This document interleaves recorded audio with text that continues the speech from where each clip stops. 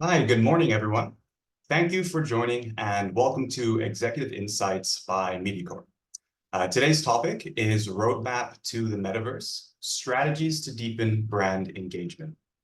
Today, we're specifically going to look at the ways that brands are currently leveraging the metaverse and different technologies in terms of innovating the media and advertising space.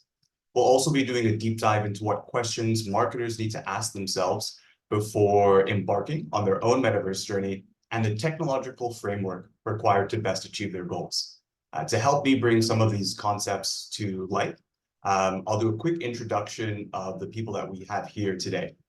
First of all, we have Kapil, founder from Silverwings. Yeah, hi, Mark. Pleasure to be here. So thank you so much for inviting me here. Oh, of course. We have Sonal Mathur, our VP from Partnerships and New Business at Mediacorp. Hi, everyone, and a very good morning. It's an absolute pleasure to be here, and thank you so much for joining in. Awesome. And last but not least, we have Nick Go, the Partner and Director for AAMS.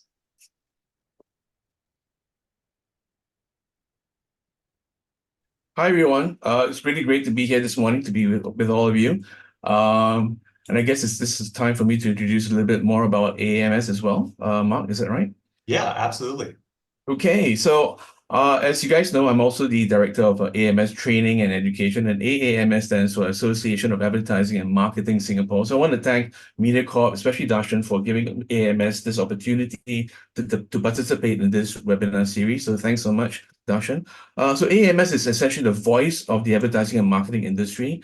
So please scan the QR code to learn more about what AAMS is all about. And please feel free to connect with us because this year, 2024, is an important year. So we're adding new members, new benefits for members, such as meaningful networking sessions and iconic venues, creating and sharing content to improve your marketing knowledge and to enhance your personal brand, and training programs to upskill you and your team. So please connect with us. Thank you so much. Mark, back to you. Yeah, perfect. Thanks, Nick, and great to collaborate on this series of webinars as well. So before we get started on the bulk of the presentation, we'd love to have sort of a quick poll to kind of gauge the room and the different interests that we have. So the poll is, has your brand embarked on the metaverse in your marketing strategy?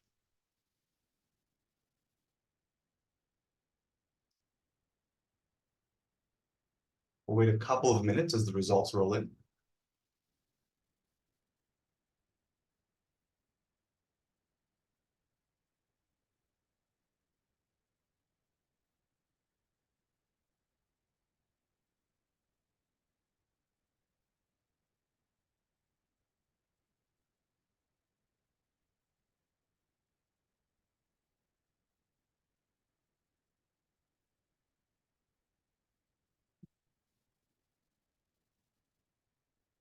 Okay, perfect. So we have a couple of respondents, which is great. It looks like 26% of us have said yes, we have involved the metaverse in terms of our marketing strategy. And about 46% of us said no, that we haven't. And about 28% asked that key question, they're not sure how to start, which is perfect for what we're presenting today. We really want to present that framework. So we're going to move on to really what I would say is kind of a general understanding.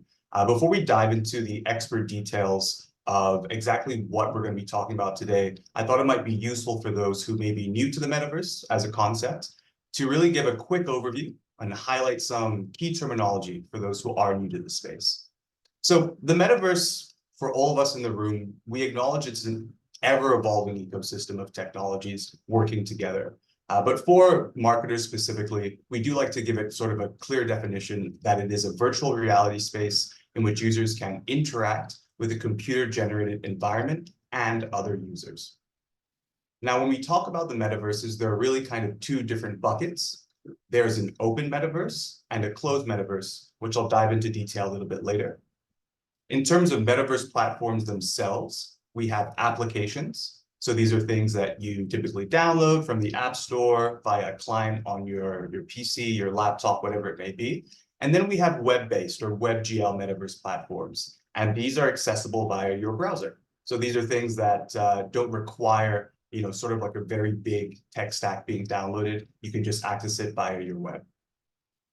The key component of the metaverse that a lot of our speakers will touch on are content and experiences, which also counts as services. So this really makes up all of the different types of use cases for why people embark on a metaverse journey and the services that the metaverse can provide.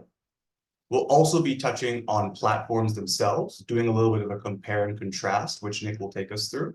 And then Kapil really will be specializing on tech infrastructure and hardware considerations as we go through this journey as well. Awesome. So the closed and open metaverse tends to be a little bit confusing. So I thought this kind of broke it down into a relatively clear definition. In a closed metaverse ecosystem, the key differentiator is the inability to interoperate with other ecosystems or platforms. So what this means is that in closed metaverse ecosystems, we tend not to see a very large use of blockchain technology. The data itself is centralized and kept within that closed metaverse platform. There rarely is true ownership of assets, which means that if I own something in a metaverse platform, I can't really take and transfer that out. And as I mentioned before, no cross-platform interoperability. So that's the closed metaverse platform. And the inverse is an open metaverse ecosystem, which tends to leverage blockchain a little bit more heavily. The data is decentralized, meaning that you can transfer data out relatively easily. You tend to have true ownership of assets. So once you own something in an open metaverse platform, you own it forever. And of course, the other side to it is interoperability. And why this is important is that in the future of Web3, we do see user-controlled assets being able to be transferred to other platforms. So that's just a quick demonstration of the closed versus open metaverse, which I think you'll hear this term brought up quite a few times as we present. So to really narrow it down into the audience preferences, do people have a tendency to go towards one or the other? And the good news is that the metaverse has been going for the past couple of years quite strongly. So we do have a couple of key highlights. To give examples of metaverse platforms and closed ecosystems, we're really talking about things that we've typically seen before, such as multiplayer video games, things like Roblox. And really, these are essentially platforms that are really controlled by one single entity. And then people go into that platform for the experience, and then they kind of plug out. So in terms of what we're seeing in open versus closed metaverses, Roblox has about 15.5 million daily active users in APAC itself. So it is currently the most popular platform in terms of metaverses. Minecraft is also a closed metaverse ecosystem, with 40% of people really accessing that experience via the mobile app. In terms of open metaverse systems, this is when you'll hear the platforms such as Sandbox, Decentraland. 2.4% of all virtual land in Sandbox is actually owned by Singapore landowners. So in terms of a population comparison, we do have quite a large number of Singaporeans interested in open metaverse ecosystems. In terms of Singaporean companies that have really got involved, STB did launch Wanderlust, which is on Roblox, and it hit 4 million visits in its launch month, to really give you an idea of how attractive and how many audiences are gravitating towards closed metaverse ecosystems. So to kind of wrap up the differences, I would say that demand in APAC for closed metaverse experiences is particularly high. Mobile access is essential to when we're looking at a metaverse strategy, and there is demand for user-generated content and ownership. So we like to always understand as marketers what the consumers are extracting value from the metaverse experiences and what they kind of want to see a little bit more of. And a couple of things that we've noticed as we've done our research is that e-commerce and workplace services are really going to drive organic metaverse adoption for consumers and corporate users. Now, it's important to understand that while these may host content and experiences, gamified experiences, so the ability to have fun essentially within them, really do underpin the value for transitioning into the virtual space to give it that USP of why we should do things Web 2 versus Web 3. Now, metaverse experiences can really just be explained as a new way to engage with existing services. So you don't really need to completely reinvent the wheel in terms of what your brand strategy is. But if we can add that layer of gamification, add that layer of data collection and processing. That's something that the metaverse is really going to help us achieve in the next year or so. This is a really good kind of wrap up of where consumers want to see the metaverse heading into. And it's quite varied, which is interesting for us to understand that when it comes to fitness information, e-commerce and retail, even experiencing different environments through travel, meeting up with medical practitioners, these are all really big things that consumers want to get out of the metaverse. So for us as marketers, it's always good to understand what they are interested in and then how we can actually pivot to meet their needs. The last one I want to touch on is media, which is probably more exciting for a lot of us in the room here. People want to use the metaverse as a social and gamified experience to watch shows and live events. So with that, that's a quick overview of the terminology that we'll be addressing today. To help us really dig deeper into the media side of metaverses and how to really build that strategy, I'm happy to pass on the time to Sonal, who's going to take us through metaverse marketing. Take it away, Sonal. Sure. Thank you so much, Mark. And hi, everyone again. I understand that, metaverse can be a loaded term, and it can often get overwhelming for all of us actually here as marketers, right? However, to simplify, just think of it as a new touch point or a new environment for audiences and consumers to experience your brand, right? Something that's unique, immersive, and interactive. Now, Mark has already highlighted the significance of metaverse, why it matters, and why it is imperative for us as marketeers to not overlook its potential. What I'm going to do during my sharing is just delve a bit deeper into what are the various opportunities that metaverse offers us to elevate our marketing efforts.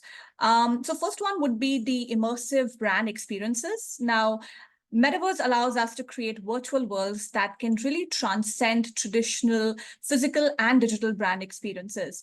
It allows our imagination to be really limitless, giving access to consumers to interact with your brand, to tell your product story in a much deeper manner, right? So from a consumer standpoint, they're not just seeing your brand or buying your product, they actually become a part of it. They get involved a lot more.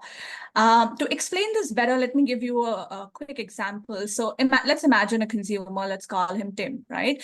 Now, Tim is really excited to go on this vacation. He has time is running out at the last minute, so he has absolutely no idea what to pack.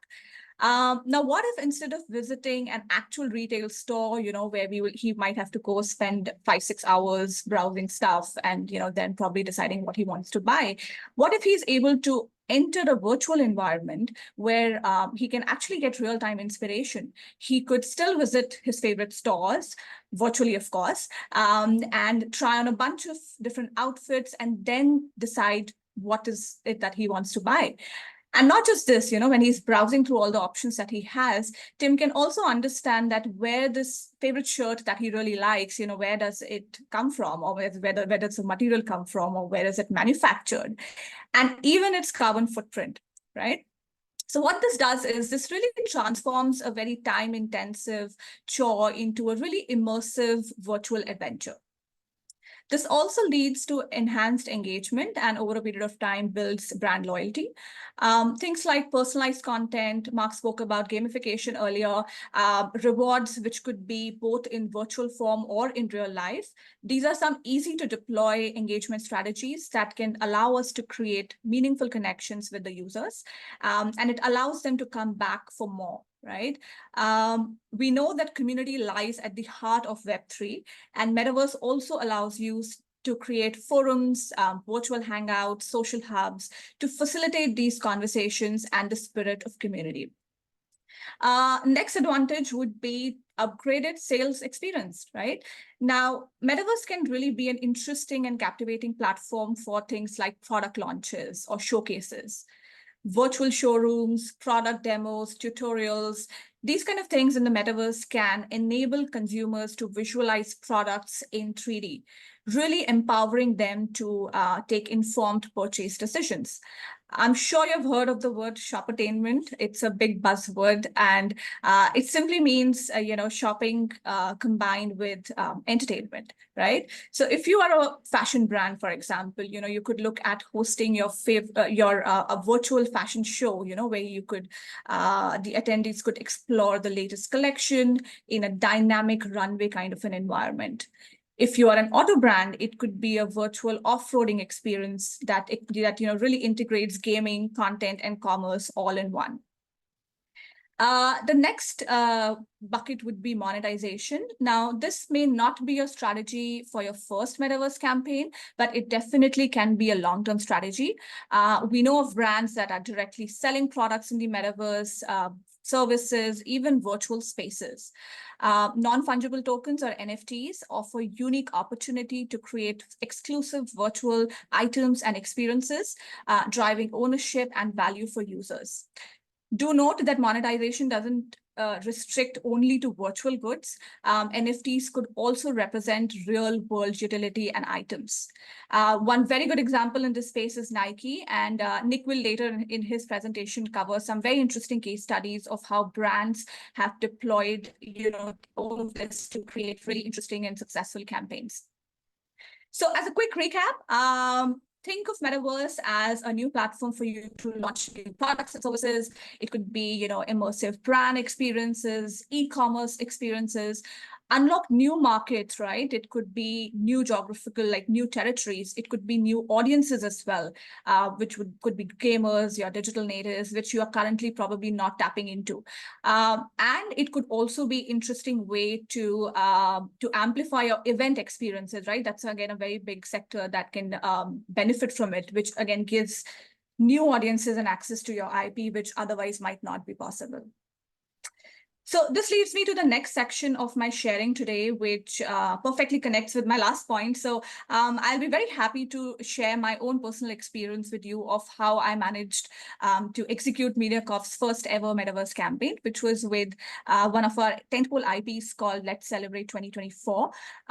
So for those of you who may not know, Let's Celebrate is our annual countdown party, which happens every year at Marina Bay area, and it's attended by thousands of Singaporeans.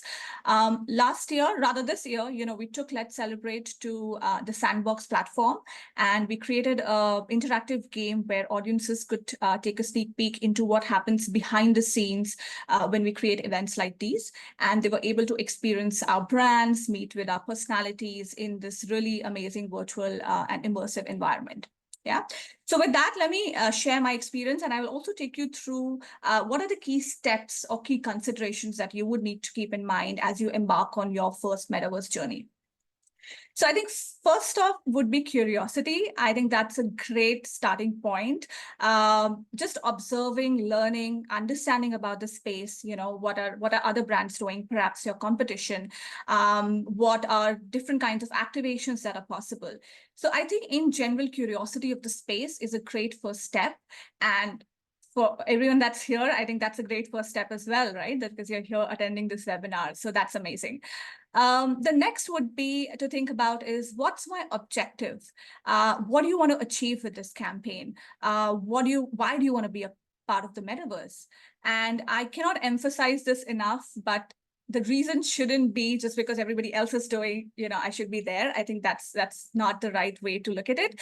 But your objective could be anything else. It could be that my consumers are there and I want to reach out to them, or it could be I want to reach out to new audience cohort, gamers, younger audiences, digital natives, or it could simply be that you want to spark innovation in your marketing team, right? So just define that goal, just be clear on why you want to do it. And I think that will be a great starting point. For us, I think the objective was very clear. We wanted to, it was both an innovation project, and also we saw this as a new way to tap onto new audiences. We saw this as an avenue for new digital engagement. We wanted to target younger audiences, IHL students. So that is how, we thought that something like in Let's Celebrate would organically work for this audiences if we are able to sort of leverage this new tech. Next one would be strategy. Now, Further, you need to think of what product or what brand would be best for you to launch in the metaverse. What would be your target markets? Would it be a limited time experience or an always on strategy? What are the other activations that will complement this experience, right? For us, because we wanted to do it for an existing IP, we thought it's best to do a time-bound experience. So our experience was live a couple of weeks prior to the main event and a couple of weeks after the event as well. Next up would be budget, which is, again, very important for any campaign for that matter. And I specifically want to call that out because the general perception is that doing something like this would cost me a lot, right? But let me tell you, that's not entirely true. I think it really depends on what you're trying to achieve, what kind of partners you're working with, what is the complexity of the experience that you're trying to build. So it's really a tailor-made approach, and it's not necessary that it's going to be super expensive. So if you're curious to know, you can speak to us and we'll be happy to share more details on that. But some considerations when you're planning your budget would be the cost of renting or buying the land on the platform, the cost of creating the experience, rights, publicity. These are the kind of things you might have to keep in mind while you're working on the budget for your campaign. Okay, next would be, can we go to the next slide, please? Okay, next would be partners or partnerships. Now, obviously, you can't do this alone. You will need the right partners. And I think the platform partner is very critical. Mark spoke briefly about all the platforms that are out there, and there are a lot of options, right? Nick will later cover some as well. So I think I'll go back to the previous point of objective. Now, some of these are better than the other in various ways, but it really depends on what you're trying to achieve with this campaign, and that should help you select the right platform partner. For us, we chose Sandbox as a platform, and there were a bunch of reasons why we did that. But one very critical point was that we actually, because our objective was to tap onto new audiences, through this partnership, we were able to actually leverage the existing user base of the Sandbox. And that was, a very interesting push for us to go with them, because we had very, great relationships with the founder himself and the team sitting in global and in regional offices. So that really worked in our favor. Next one would be execution. Now, once all this is sorted, your actual execution starts. I would recommend give it around 1.5 to 2 months to comfortably get your experience up and running. Since our strategy was to appeal to younger audiences, we actually involved the IHL students during the execution process. So we did a bunch of on-ground activations, and we gave them the opportunity to, experience this before it went live. And a lot of this feedback was really interesting, which we actually ended up incorporating in the final one that went live. Next one would be publicity. Now, when you create such an amazing experience, you obviously want people to come and experience it. And it's important to publicize the entire experience. I would recommend an omni-channel publicity strategy, which really worked for us. So don't just think of digital and social because that's obvious. Think of radio, TV, just go all out, right? Our event assets were also carrying this call to action for this experience. So that really helped us in driving traffic, to the experience and really making that into a great success. We also, in addition to your omni-channel marketing, we also did a very specific targeted engagements with gaming communities, with KOLs, which again helped us in bringing more people to the platform and the experience. And lastly, like any other campaign, we had key learnings. You will too. We made our own share of mistakes. We know what not to do again. So I think that's really important to then look at key learnings, and which will help you in your future endeavors in this space. So can we go to the next slide? I just want to, that's pretty much from my side on my sharing, but I want to play this video, which is...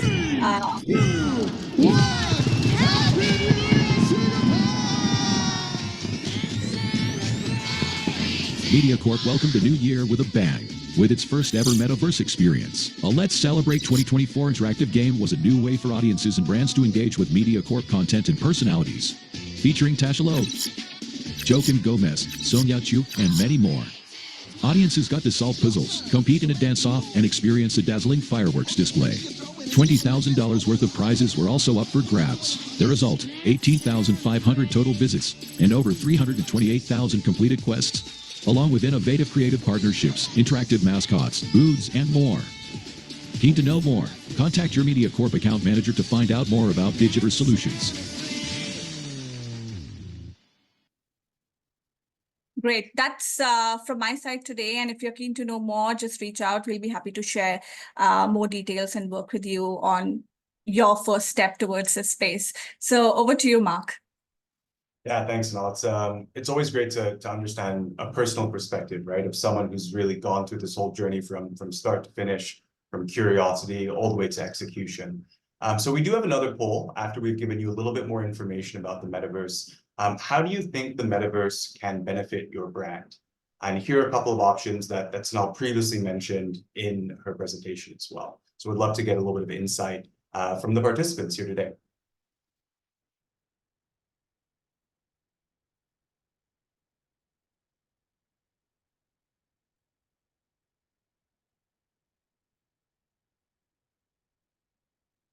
Mark, would you like me to kick off? Yeah, we'll just wait for the poll to complete, and I'll share the results, and then we can Sure. jump right in.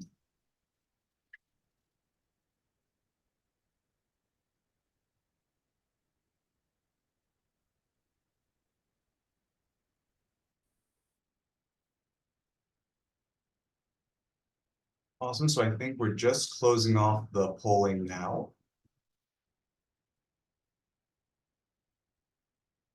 Okay, and the results are in. Okay, so it looks like 69% of the people in this room really want to use the metaverse to engage a younger audience and new audience segment, which I think is fantastic. Sonal mentioned targeting younger demographics as well as gaming communities.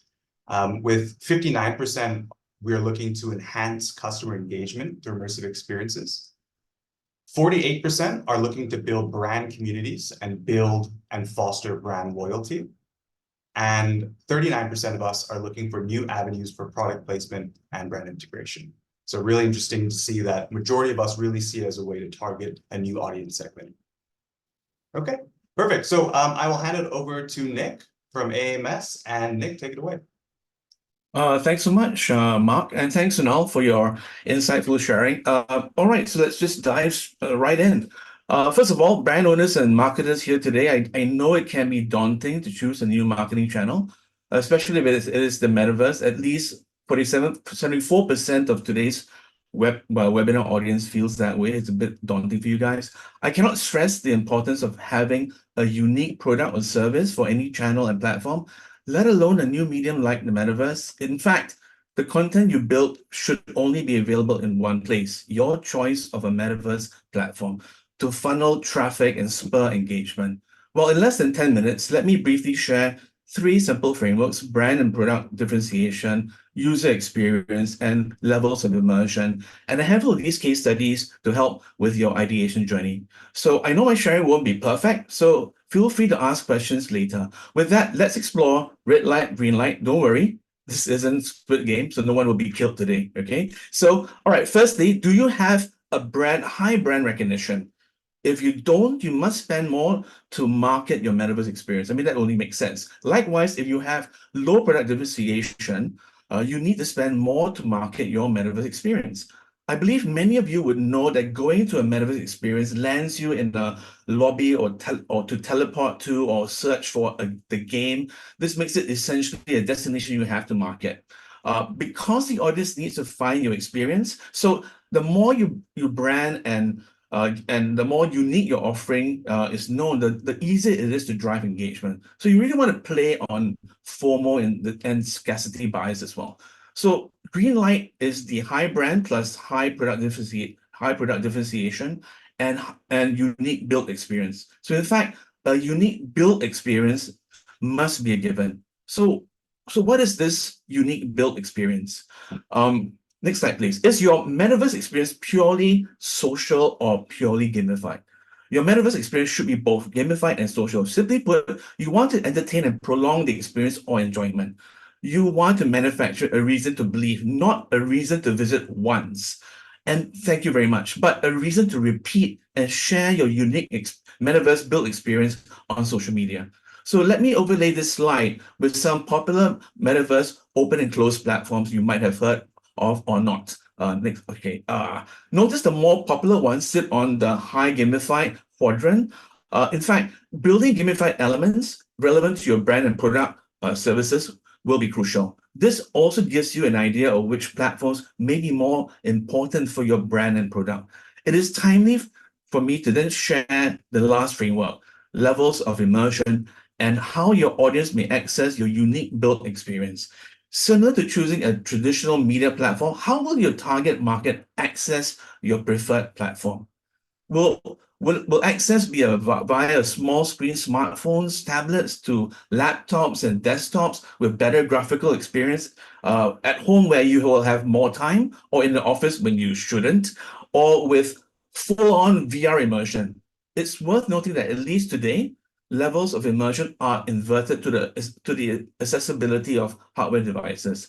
So as Sonal shared that the Mediacorp LC Sandbox experience was accessible without full VR immersion, Kapil will reiterate that as well. So when you look at building your metaverse experience for today's audience, do consider the form factor your audience will use to access your metaverse build, as that will critically determine the gamified elements crucial to foster engagement. Remember, if it's going to be on small screen, it will be a small screen engagement, right? You also want to appreciate the interoperability elements, like what drives the build engine or uses cross-platform metaverse identity or their digital identity, and the use of non-player characters that now can be infused with artificial intelligence generated content. Imagine having varied and dynamic interaction with NPCs in your metaverse experience. It will be absolutely cool. In fact, the Metaverse game Readyverse, built by makers of Ready Player One, will debut this year, incorporating AI GC.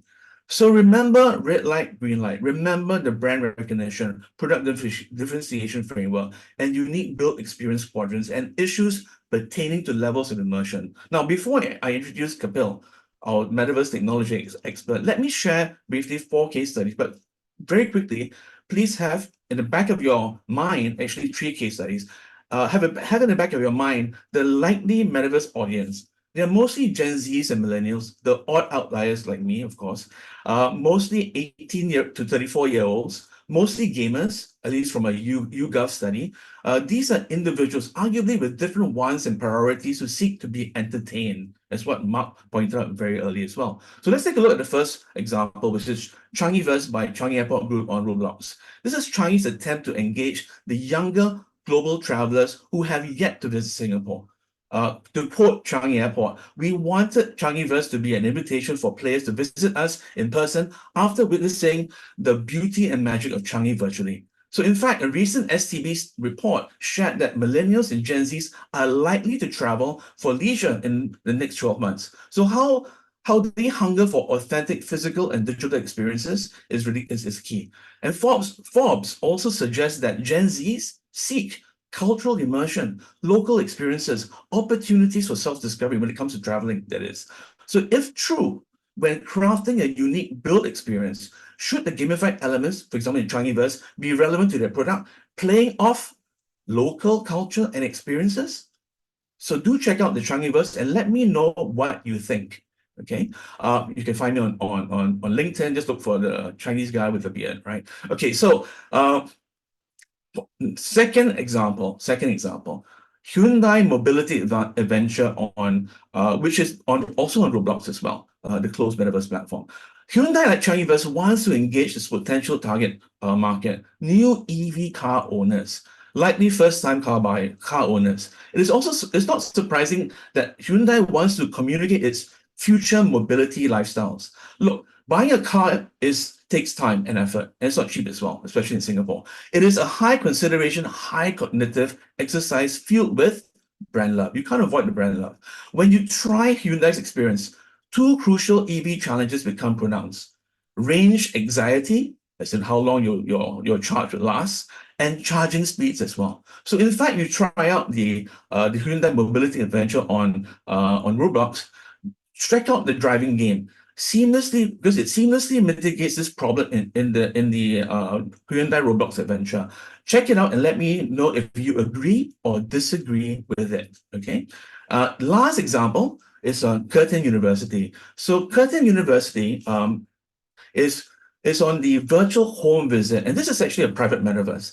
This last example is a private metaverse akin to a VR simulation training. The built experience addresses the difficulty of physiotherapy students meeting their physical clinical placements and ensuring safety standards to minimize risk to real patients. I mean, they don't want physiotherapy students to be hurting real people, right? So hence this VR experience allows that to happen. Now, Curtin won the Teaching and Learning Award because they were able to show how this unique build experience reduced costs and increased the transfer of learning.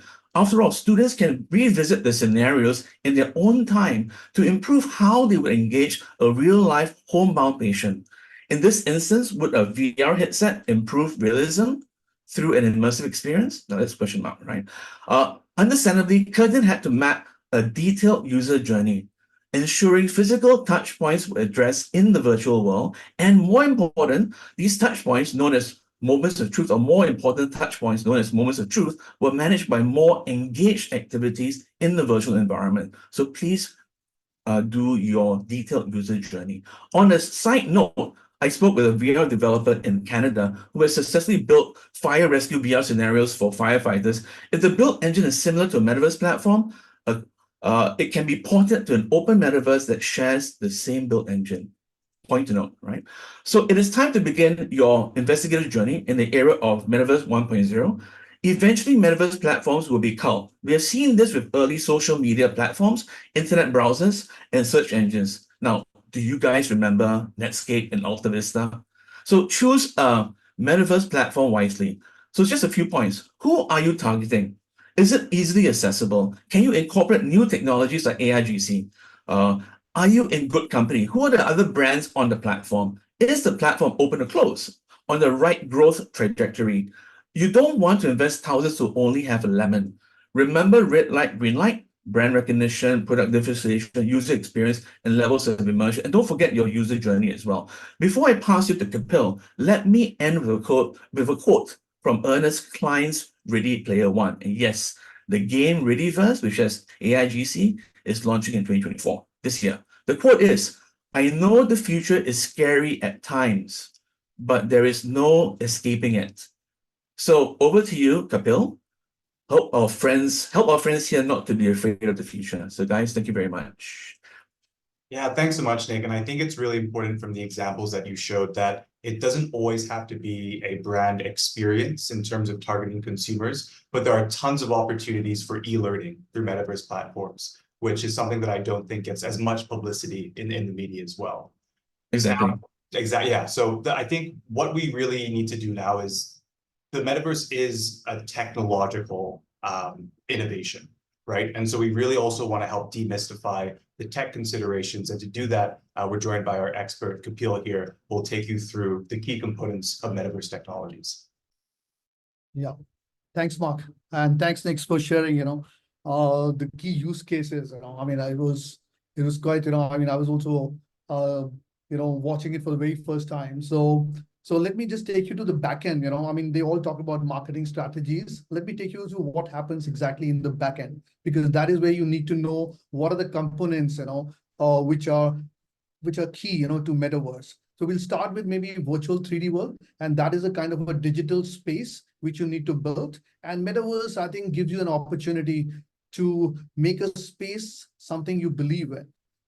And this is something, which obviously reality has its own limitation in terms of building, in terms of budget, but in metaverse you could build it. There is a limitation, but in terms of creativity you can do a lot. So you can think about desert, you can think about a wonderland. So I mean, your imagination could be the key, So when you're working with metaverse, the virtual 3D world is the first thing, which drives the attentions, and it also makes you interact with all the other components within those virtual worlds. It could be, it could be a products you could interact with. You could play games within that. So that's why it's a very key component of the metaverse. And the second one is the avatar.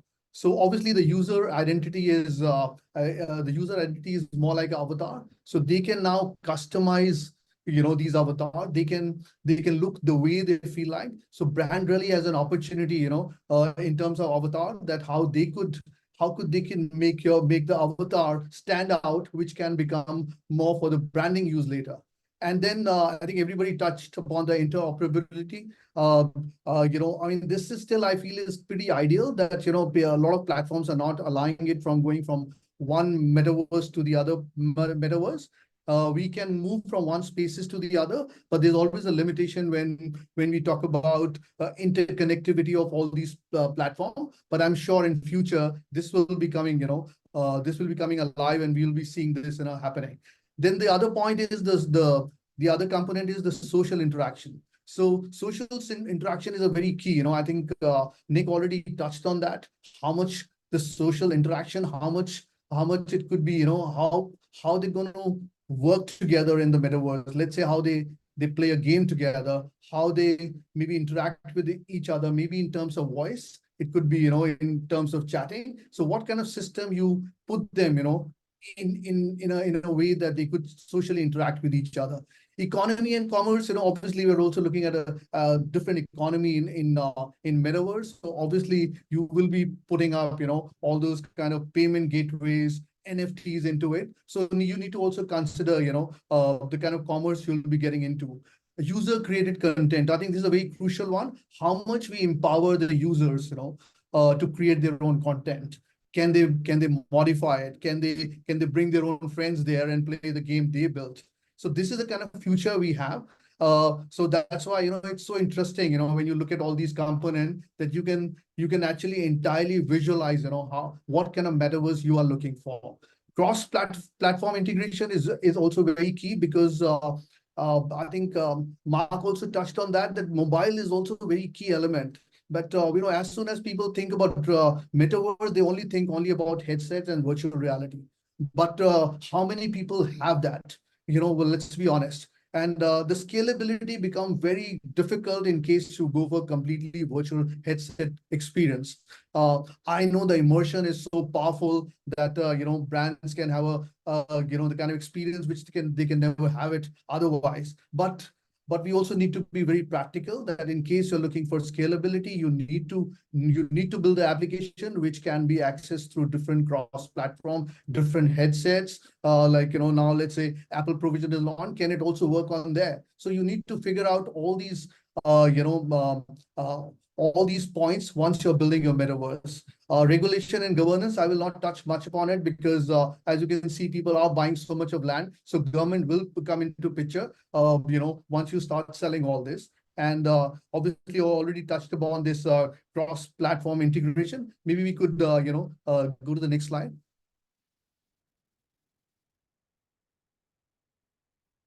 Yeah. So then the key consideration, I think they've already touched the target audience, because I think AAMS has also used our platform, and I could clearly see that how young people could navigate so easily, and the other people were really struggling, with in the metaverse. So you need to, when you're building a metaverse, you need to be very considerate, who are the people, because the kind of game mechanics you'll be using inside metaverse, it's very important who will be the end users in this. And then the user experience, it has to be good. Otherwise, whether your focus is more on the realism or on the gamification, these are the consideration, because for real estate, let's say, they will definitely go for realism more than the gamification part. But for some of the brand, maybe the gamification is more than the realism. So these are the kind of consideration, sustainability is another very key part, that why would people come back there? It's a very, very important question we all need to answer, because all these Gen Zs, they, in virtual world, you can do things much faster. So once you do much faster, there has to be a lot that you need to do. So you need to think through that what all the activities they will be doing.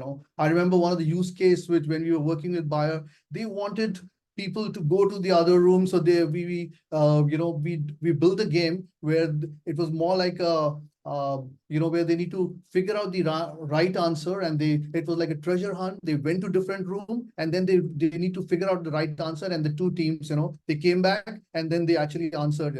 So we need to involve them in such a way that they're able to consume the content in a very different way, and then also engage with it. So it's a very crucial part. Then obviously managing expectation, where I just feel that at times, for the gaming world, they are in metaverse for a very long time. Their expectations are very, very high. And if they don't get that experience, once they go in there, they will never come back again. So we need to really make sure, the kind of experience we are building there. Hardware consideration, as I already touched on this, it could be, it could be, mobile, it could be VR headset. Can it be all integrated, there? And then accessibility, I feel, is one of the key things, about is that whether it will be a app-based. I think Mark already touched on that, because a lot of people don't feel like downloading an app, because if you really look at all these gamers, they download a couple of GBs, before they start playing. So that cannot happen, in the corporate world, So you need to figure out, whether you want to go web-based or app-based, Then ownership is also very important in metaverse, because a lot of time what you own and what you don't own. So you need to also, figure out this. And then data collection is very, very key factor, what kind of data you collect, which are the game mechanics, which really worked well. So you need to figure out, and then you could continuously improve that. Budget, you can always start small. It depends, some people start just internally and some people start with a big bang. The roadmap, you must think about the next 5 years before you actually, because you will be connecting all these spaces when you're building it right now. So that means, you can use them later on and connect them. So if you have a roadmap, then maybe, you can always connect all these spaces later on. Next slide, please. Hey, Kapil, we want to leave about 10 minutes for Q&A. So do you mind just running through this very quickly? And I think a lot of the stuff that the audience is curious about, we can kind of answer on the fly. All right, maybe I'll just take so just don't get, caught with the terminology, because that's what people are doing. So I'm just saying, I'm just showing you a quick graph once again, maybe a next slide, because people get, next slide, Mark. Yeah, so I mean, so some people really, get hyped by the terminology, but we really need to focus on what is the real need.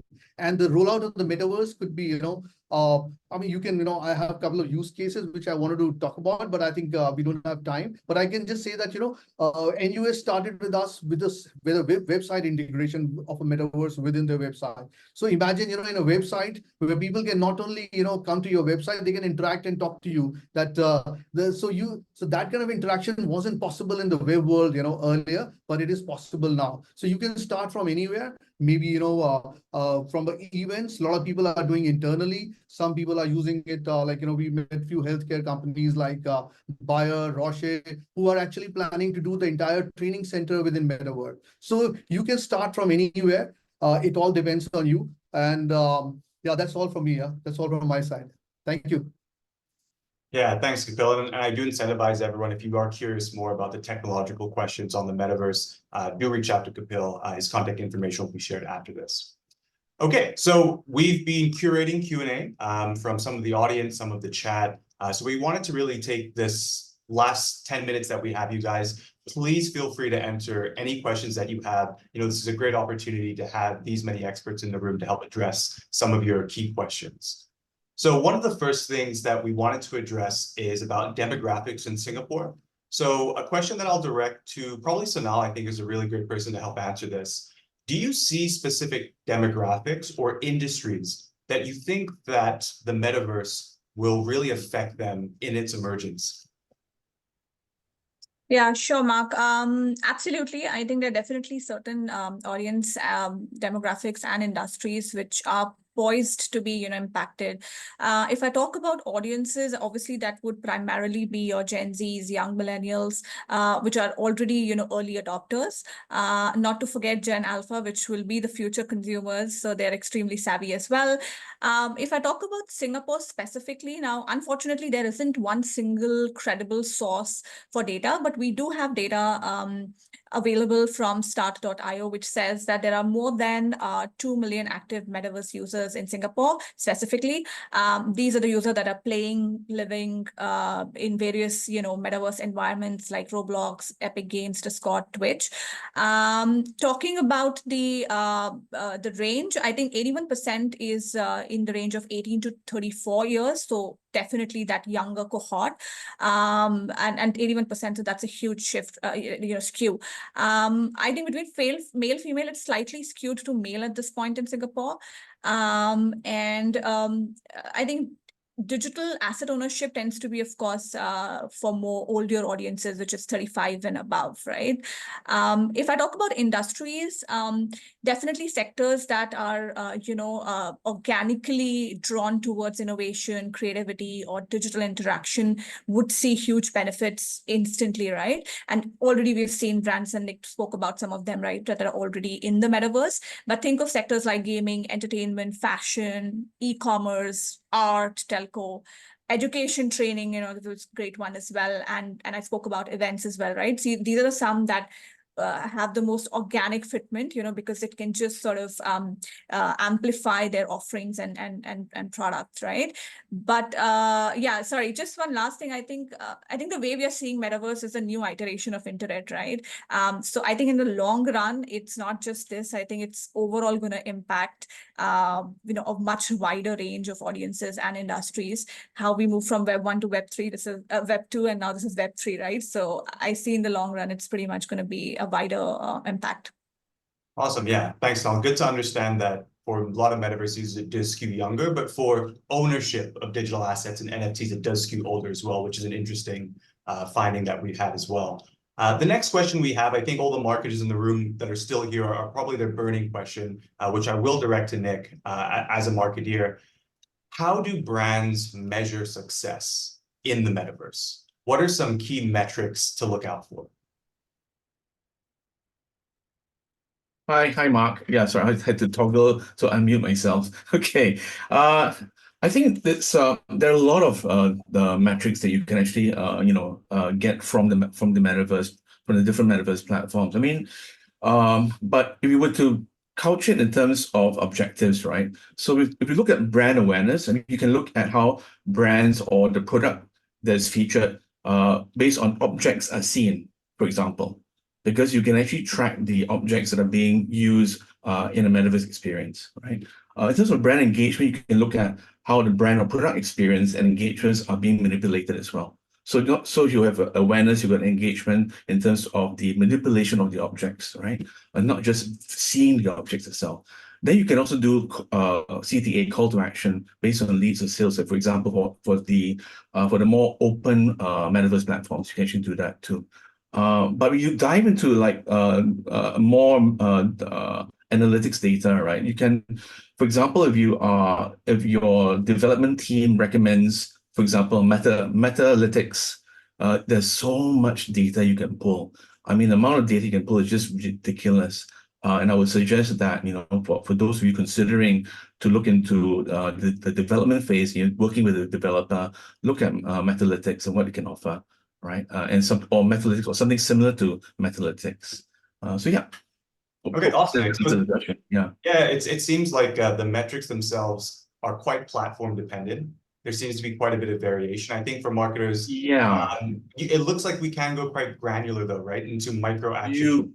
You can. In fact, okay, to be fair, like Roblox has this create.roblox option, and you can go into like macro levels like audience, visitor traffic, DAUs, daily active users, monthly active users, average session length. But those are very vanity metrics, so to speak. Then you got the micro level where it goes into more engaged analytics, like for example, the interaction of your elements. The difficulty levels of your game elements as well. And do you need to change the difficulty levels because people are not progressing past that game because they're just abandoning the game itself? So in the traditional 2D web space, we talk about cart abandonment. In a game environment, you're talking about game abandonment. So it's quite interesting how we are, we need to just reshift the paradigm when it comes to understanding these metrics. And last but not least, the technical issues. And sometimes the technical issues revolve around device issues as well, as I think Kapil also mentioned about that in his sharing. So yeah, you're right, very much the metaverse platform dependent. Okay, awesome. Kapil, we do have one question that we had before this, which we wanted to really address as well for people looking to create brand experiences in the metaverse. From your perspective, how do we ensure that there is a structure for brand safety and security when we're creating these new experiences that people are unfamiliar with? Right. So maybe, I mean, the way we are doing it, so we have a platform called Spaces, and so in our platform, what we have made sure that we are not recording or, not storing any data at all, unless or until, because ours is a more of a B2B platform. That actually means that, you can customize it. So anyone who wants to have a login or wants to collect data, we ask them, the kind of games we are playing. So we tell them, what exactly you need to collect, So we just give it to the brand owners to tell them, what is it that, you want to collect. And then based on that, we are able to, give them that data. We create a backend for them where they can actually, go and go back from the admin panel and can see the data, For the other platforms, I mean, they're all big platforms. They all have their private policies, which they have already, highlighted. And all these, I mean, for brands, I would say, they need to be very careful that, which cloud platform they're using. Because at times because let's say AWS, they're all very, very secure, and sometimes, these brands are also putting their own metaverses now, and they need to be very careful, where they're hosting it at. So I think the more the blockchain will come up, the more the safety will become even more better. The logins will be all blockchain, the assets will be all blockchain technology. So I think, we are moving in that stage where, the next phase is going to be, where the security is going to become a key issue and blockchain is going to play a major part in that. Okay, awesome. Yeah, that's great to hear that blockchain is also going to be one of those emerging technologies that are going to help secure the metaverse for the future.